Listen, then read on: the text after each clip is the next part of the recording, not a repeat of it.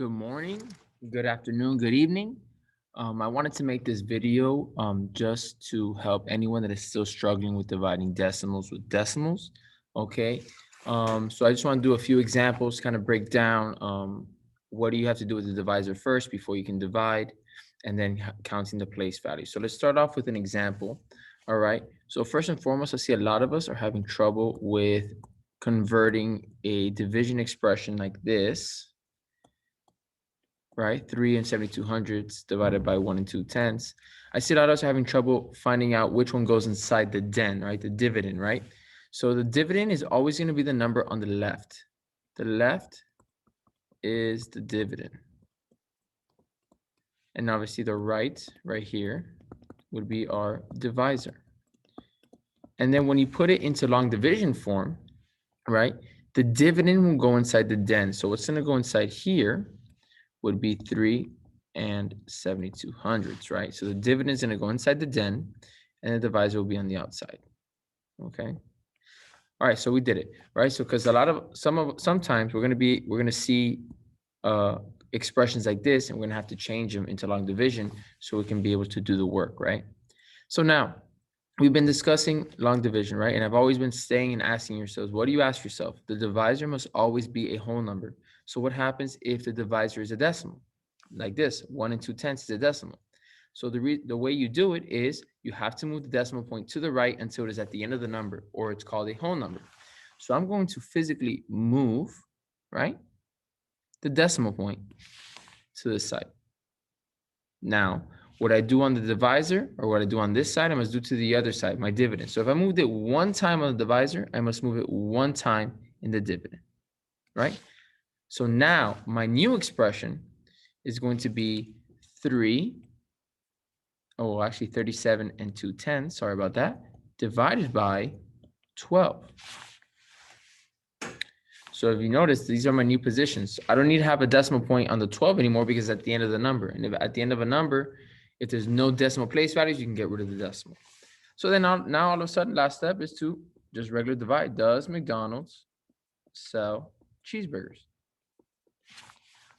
So we start off with the 12. 12 can't go into 3. So I'm going to move on to the 37. 12 can go into 37. Here, we can guess and check. A lot of us, sometimes it's okay. We don't know our multiples of 12. So we guess and check. Let's just say I say 4 times. 12 goes into 37 4 times. Let me double check. 4 times 2 is 8. 4 times 1 is 4. So 48. Too big. Let me try 3. 36, right? So 12 goes into 37 3 times. I just divided. Now let's multiply. Once you multiply, you subtract. That's 1. And now you check to bring down. Once you bring down, you restart. 12 goes into 12. That's easy. 1 time. Multiply 12.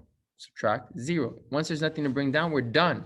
But since we have decimals, we have to count our decimal place values. There's 1 decimal place value. So we're going to move 1 decimal place value to the right. So our answer is 3 and 1/10. Let's do another example. Give me 1 second while I erase our wonderful board. So let's try 1 and 9600ths divided by 14. Well, sorry, 1400ths. All right, so once again, I want to give it to you in this form so you can convert it. So we know that the left is a dividend. Let me put it down here. 1 9600ths divided by 1400ths. Once again, is the divisor a whole number? No, it is not. So it's up to us to change it. So in this case, we need to move it not once, but 2 times. What I do on one side, I must do to the other. So if I moved it 2 times on the divisor, I must move it 2 times on the dividend. And now let me write my new expression. So now we have no decimal place values because our decimals are at the end of the numbers. So we don't even have to worry about them. So now we just divide. 14 goes to 19. Let's see, 2. That's 8, 28, too small, too big. Let's try 1. Obviously, it's going to be 1. And now we subtract, right? 1 times 14 is 14. 9 minus 4 is 5. 0. Check to bring down 6. Once you bring down, you got to restart. 14 goes into 56 how many times? Okay, we say 4. 4 times 4 is 16. 4 times 1 is 4, plus 1 is 5. Exactly 4 times. Perfect. 4 times 14 is 56. We subtract, that is 0. How many decimal place values? In this case, there are none, so nothing is moving. So our answer is just straight up 14. All right. Hope we're kind of getting the grasp of it. Like I said, I wanted to make this video just to clear it up. You guys can play whenever you want, replay it, watch it, share it with your friends, share it with your parents, whoever's struggling with dividing with decimals. I'm here to help everybody. So let's do another example. So let's do 3 and 45 hundredths divided by 1 and 5/10. Okay. So now, once again, the number on the left is our dividend. And the number on the right is our divisor. Ask myself a question. Is the divisor a whole number? No, it is not. So it's up to us to move the decimal point. In this case, I have to move it one time. What I do on one side, I do to the other side. So now let me write my new expression. So it's 34 and 5/10 because the decimal moved, divided by 15. Now, 15 can't go into 3. Can 15 go into 34? Yes. We say 3, 15. The reason why I get them wrong on purpose, just to show you that it's okay. Sometimes you might guess a number that is wrong, but don't be afraid. Don't be scared. If you do a guess and check and the first one doesn't work out for you, keep trying until you find it. This is too big, so I gotta go small. This is standard stuff. You cannot be afraid. You cannot be afraid to guess and check, and just because you get the first or two wrong, you keep going. Go one at a time. If you have to start off at 1 and go all the way up to 10, that's fine. But you'll get there. As long as you multiply correctly, you're going to get it right. So we found out it comes in 2 times, which is 30. Now let's subtract. That's 4. Check to bring down 5. Once you bring down, you restart. 15 goes into 45. Here's the beauty of guess and check.